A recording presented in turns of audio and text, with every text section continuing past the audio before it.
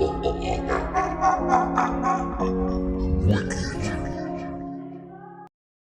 be able to get to the airport before the Turkish army came after me.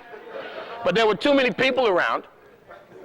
And so she came back and she had a bunch of religious literature. She went back inside and came back with a bunch of religious literature and held my hand like a lover for about 5 minutes and would not let me go. And says, we are this Catholic order, we're getting ready to go to Africa, we need advice, and we don't have any black people in our order, and can you take this information and spread it to the black community? Now, you know, the first thing I'm thinking was, how can I get rid of this right quick? But I took it anyway, just as a souvenir, and that's a true story. This is the Black Madonna child from Mary's house in Ephesus in Turkey. Next.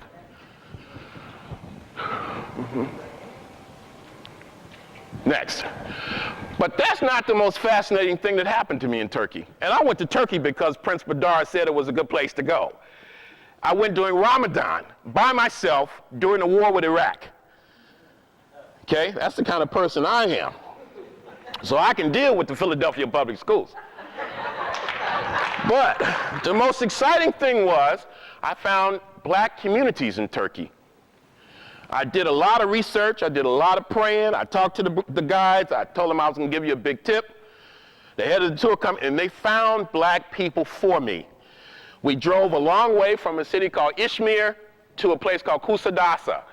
And on the way, we stopped here and there, and we asked every person we could, are there any black people here?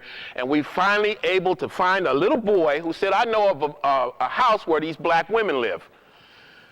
This was a Saturday morning, it was raining, so the little boy got in the vehicle, the SUV with us, and we drove a long time, and finally the driver and the little kid got out and knocked on this house. And they told me to stay in the car.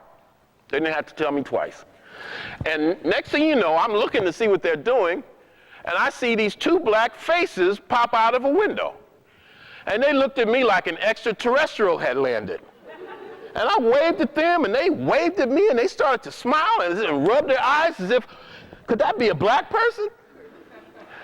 And so the guide came back, and he says, they said, you can come in if you want to. I couldn't wait to get out of the car. So I went in, went to the door, took off my shoes, and I spent half a day with these sisters. I asked them all kind of stuff that they said they had never met an African American before. And so this is not her house, this is one of them. I said, wait a minute, I'll be right back. And she left me and the guide with her granddaughter and with her daughter and great-granddaughter. That's how much confidence she seemed to have in me. And said, I'll be right back. And so I talked to the young sister. They served us tea and coffee. I said, have you ever met a black person from the US board? No, never. So these are the black women in Turkey. Next. Next. This sister said I look just like her dead husband. I didn't know if I should take that as a compliment or I should hurry and get my tea and get out of there. And they said all their husbands were dead. And then they looked at me and smiled. I said, where are you from? They said, we are from the Sudan. And we came here about 150 years ago as enslaved people. And I said, well, my ancestors came to the United States as enslaved people. And we both started to cry. They told me that about 2 years before, that a delegation from Sudan had come there and met with them and made a big deal out of it. The media was there, the press, everybody was there. But they never heard from them again. And so they kept saying, please don't forget us, don't abandon us. They didn't have anything, they were agricultural laborers, and they said they were exploited and discriminated against based on their race. And finally, well, let me show you one or two more pictures. Next. Now, this was the sister who owned the house, and I asked her, I said, what is the future? She said, hopeless. And that was really, really a painful thing to hear. And so I got ready to go, but before I did that, I asked them if I could give them some money. I believe people should be able to keep their dignity. And these people didn't have anything. I didn't want them to ask me. I wanted to be able to say, can I help you? Can I do anything? And I think I gave each of them about $50, 4 women, and the young woman too. Let's go to the next one. This is the grandchild, the daughter. She's married to a white Turk whose father was, his father was in prison. I never found out why, and I didn't pry. And they all just cried for a long time. And they kissed me and asked me not to leave. It was a really, really, really emotional experience. And of all the things that I do, it's one thing to see an object in a museum, but it's quite another thing to be able to interact with African people who've been away from Africa for a long time and have a sense of being isolated and alone. And this is one of the greatest travel experiences I've ever had in Turkey. So I'm going back in October. Now, you also have people who are a bit more mixed, but you see some of those folk look like they just got off the boat. And this brother was a taxi driver, and one of his parents was African, and then this is his son. Next. And then this one, a picture that is not very good. This brother claims to have come from Egypt about 200 years ago, and I spent an afternoon with his family. So you have people who say they come from Egypt, Ethiopia, and Sudan, and their survivors are in Turkey right now. I'm going back in October. Next. And then next year I want to organize a tour. Can you put the next carousel on? Just take that one off.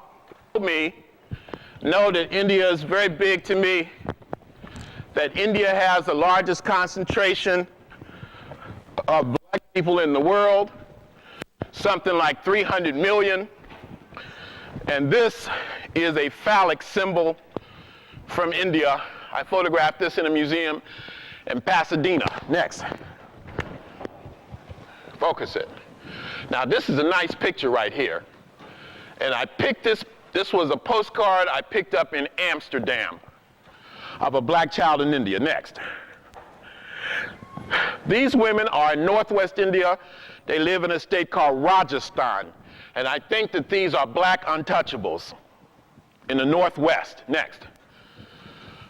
This man is from another group of black folk in India. They are from a group called the CDs. Not like compact disc CD, the people SIDDIS. And these are Africans who were actually enslaved and brought to India within the last 1400 years. And these are new pictures. Next. Next. These are the CDs of India who say they remember Africa and have kept the tradition of Africa alive. They speak African languages, and it has been said they are the best singers and dancers and drummers in India. Surprise, surprise. Next. Now, this is an interesting one. This is from Sri Lanka, and these are people who were affected by the tsunami. A lot of folk are not aware that of the 300,000 or so people who died, I would say 2/3 of them were black people. These are tea pickers. They live in Sri Lanka. This place used to be called Ceylon, and they come from South India, and they pick tea. Next, let me show you a close-up. You can see. Next.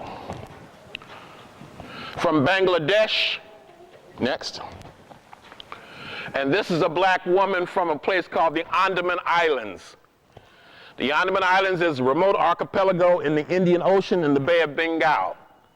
These are little black people like this with big behinds and happy to be nappy hair. And they want to be left alone. Now, one of the things that has happened, and always happens when you have a disaster or catastrophe, you have to find something positive. And one of the positive things about that whole experience is that research was done.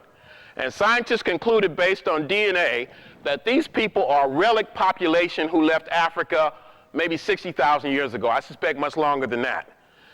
The scientists say they look like these are their exact words, they look like they belong in Central Africa, but instead they're in the Indian Ocean. And they concluded that this is what the first people of Asia look like. Very profound, but nobody's talking about it. Next. From Cambodia. Now the statue, I don't know, it looks white, but the features are clearly Africoid. I suppose it's just the choice of stone. Look at that big old nose. You can suck in a lot of air. Look at those lips. This is in a place called Angkor Wat in Cambodia, and I'll be taking a group there in April. Next. From Thailand. Next. From China. This is an image of a bronze tiger holding a black child, but it's not in China. It's from the earliest dynasty in China, but it's in the Chanucci Museum in France, in Paris, which is closed. It's supposed to open in July. Guess where I'll be in July? Next. Yeah, Shang Dynasty, and there's a close-up of it. This is in China now.